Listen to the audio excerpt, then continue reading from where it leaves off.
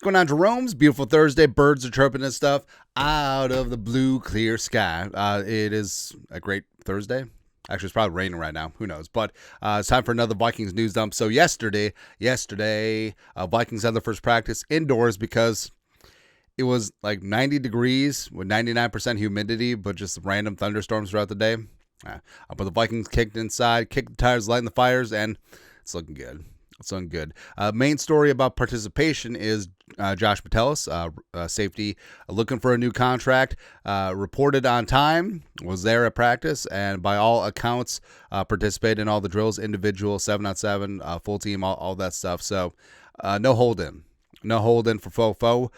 Extend him, keep him long term in the fold. Also, head coach Kevin O'Connell and quarterback one, J.J. McCarthy, fed the local media jackals, and O'Connell said some illuminating things here.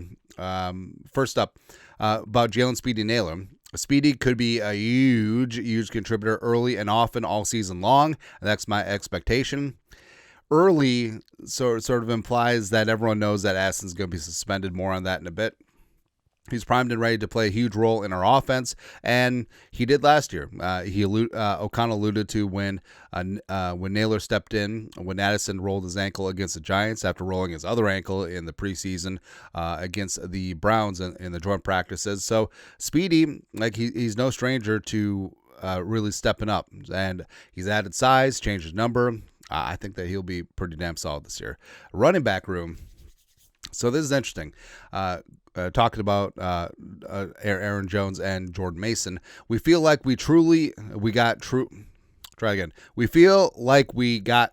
a combination that will cause a lot of problems, having two great backs that are different body types, maybe different skill sets, but they're complete backs. And also, he emphasized it's Aaron and Jordan and Aaron. There isn't 1A, 1B, 1A, 1A. Something like that. Kevin McConnell on the running back room also gave a big-time props to Ty Chandler, but stressed consistency. That's what the Vikings need from the running back position, to have Chandler on the field more. It wasn't not so subtly talk about Ty Chandler's pass protection. That's what it was. But Jones and Mason, 1 and 2, let's go. Plus, I feel like Aaron Jones, he proved last year he could be a bell cow. I don't want to see him as getting as much work as last year because durability is a concern. But Mason's just a hammer, just an absolute hammer, man. Love it. Also, Diamond Dallas Turner, his role in year 2, talked about how he's added good weight, and that was a concern about Turner entering the league. Just does need to add weight to be a 3-down player.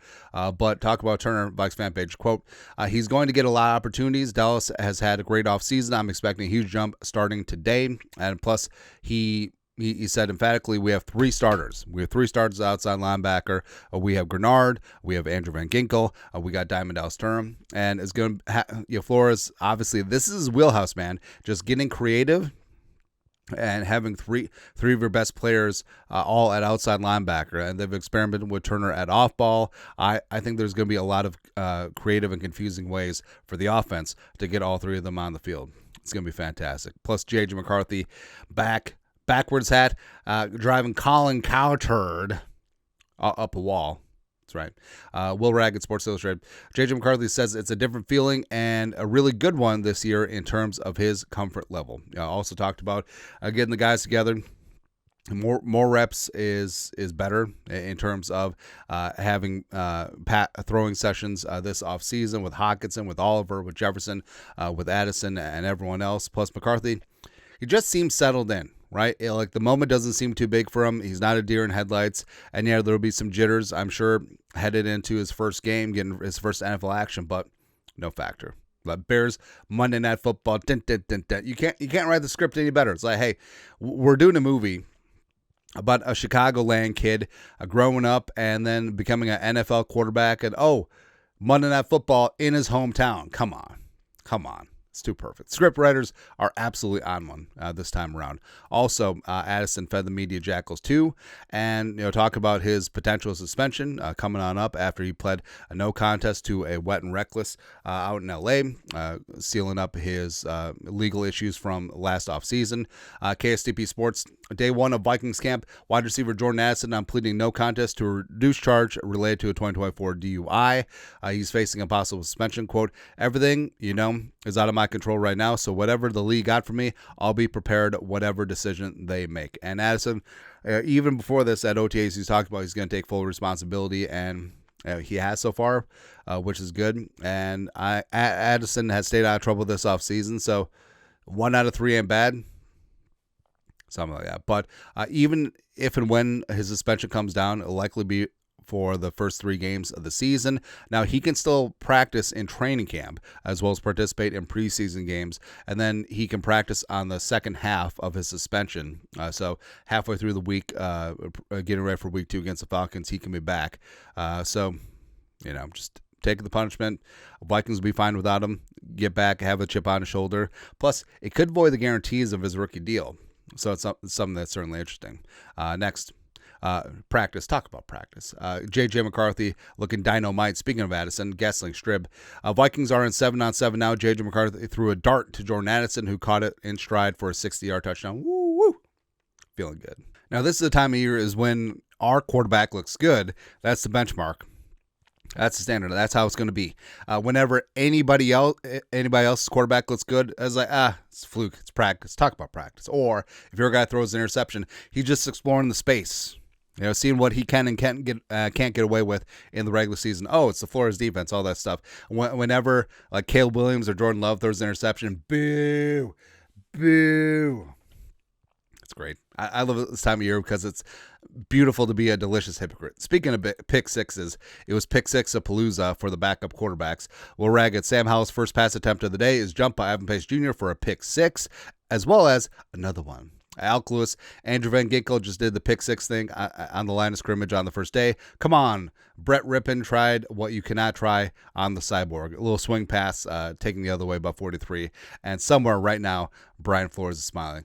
And I think the Vikings will lead the league in turnovers again. I feel like the mantra, be about the ball, is certainly there. And I feel like it will carry over. The Vikings going to be a turnover machine again. They're going to be like the 2002 Bucks. Take the ball away, go score. It's going to be great. The opposite of great. I don't know. Like, I'll always have a soft spot in my hat for Case Keenum. Might need to go to the doctor, get that checked out. But Keenum, like, obviously the Minneapolis Miracle Man. I think the team made the right decision not extending him long term, as evidenced by Denver and Washington. But Keenum's great. Like, I think that Max Brosmer could have a Case Keenum like career as a backup, journeyman backup for 15 years plus, all that stuff. But now he's with the Bears. How many people knew he was with the Bears?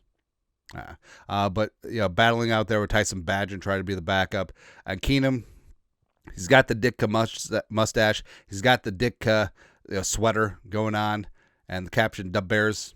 I don't like it. Although it is kind of cool that the Bears go away for camp. Vikings training camp was so much better when it was in Mankato versus, it's at the facility. Okay? I don't know. But this doesn't sit right with me. Speaking of the Bears. Speaking of the other guy, the other team's quarterback throwing a pick. First day of training camp notes, Zach Pearson, beat writer for the Bears. Caleb Williams was picked off early in 11-on-11 drills. Tremaine Edmonds got him on a pass over the middle. Woo.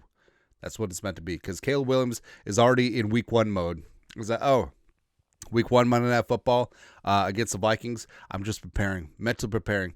4 fumbles, 5 sacks, and 3 picks, and 1 pick-6, and a partridge in a pear tree. That's what we're doing.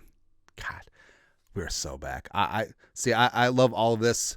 It is delicious. It is gloriousness. We are J.J. McCarthy's out here dropping dimes. But we thought he had a noodle arm. I know he's got a hose for an arm. Practice, we're so back. We're so freaking back, man. Anyways, your thoughts are our thoughts. News done for this beautiful Thursday. You guys are the best. You know what to do. Skol, production value.